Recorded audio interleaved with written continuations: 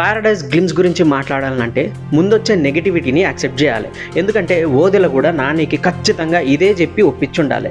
ఒకసారి ఊహించుర్రి, ఓదెల నానికి కథ ఎట్లా చెప్పుడు స్టార్ట్ చేసి ఉంటాడు. నానిగారు ఇందులో మీ క్యారెక్టరు ఒక కొడుకు కథ అనే కదా స్టార్ట్ చేసి ఉండాలి. సో గ్లిమ్స్ వదిలినప్పటి నుండే దేనికైనా రెడీగా ఉండండి అని చెప్పే సినిమా మొదలుపెట్టుండాలి. ఇక ఓదెల నరేట్ చేసిన కథ కాకులతో పోల్చి చెప్పిండు. ఒక అప్రెస్డ్ అంటే అణచివేయబడిన జనాల మధ్య నుంచి పుట్టుకొచ్చిన నాయకుడి కథ అని చెప్పిండు.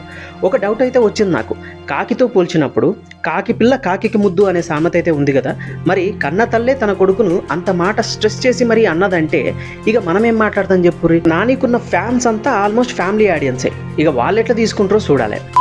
కథలో అంత దమ్మున్నప్పుడు, అంత బాగా తీయగలిగినప్పుడు, తీసినప్పుడు ఆ పదం ఒక్కటి మాట్లాడకుంటే అనుకుంటే బాగుండేమో అనుకుంటుర్రు కొందరు. ఒక్క గ్లిమ్స్తోనే మనమైతే ఏం డిసైడ్ చేయలేం కదా.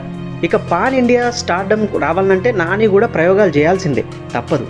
దానికోసమే చేసిండేమో చూడాలి. నాని ఓదెల పారడైజ్ సినిమా ఏదైనా కొత్త మలుపు తిప్పుతుందేమో తెలుగు సినిమాని. అది ఏఐతో చేసిర్రా, విఎఫ్ఎక్స్ చేసిర్రా అనేది పక్కన పెడితే ప్రతి ఫ్రేమ్ కూడా అద్భుతం. అనిరుద్ బీజిఎం కూడా నెక్స్ట్ లెవెల్ ఇచ్చిండు. ఇక సినిమాలో ఏముండబోతుందో తెలియదు కానీ ఎలా ఉండబోతుందో మాత్రం ఓపెనింగ్లోనే రా ట్రూత్, రా లాంగ్వేజ్ అని చెప్పి క్లారిటీ ఇచ్చిండు. దీన్ని యాక్సెప్ట్ చేయనీకి నానికి దమ్మున్నట్టే మనకు కూడా మాట్లాడుకొని అలవాటు అయిపోతుంది అనుకుందామా. ఇంతకు మించి మాట్లాడినా మీరు నన్ను వేసుకుంటారు, అది కామను. ఇక మెయిన్ మాట్లాడుకోవాల్సిన పాయింట్ ఏందన్నా ఉంది అంటే, ఈ సినిమా ఇంత రా లాంగ్వేజ్ ఉన్నప్పుడు సెన్సార్ని దాటి థియేటర్ వరకు ఎట్లా రాగలుగుతుంది అనేదే పెద్ద పాయింట్. ఒకవేళ వచ్చిన థియేటర్లో కనుక ఒకవేళ బీపులు వేసిర్రంటే ఇది చూసే ఎక్స్పెక్ట్ చేసి థియేటర్ వరకు వచ్చిన ఆడియన్స్ అది లేకపోతే ఊకుంటారా, డిసప్పాయింట్ అవుతారు.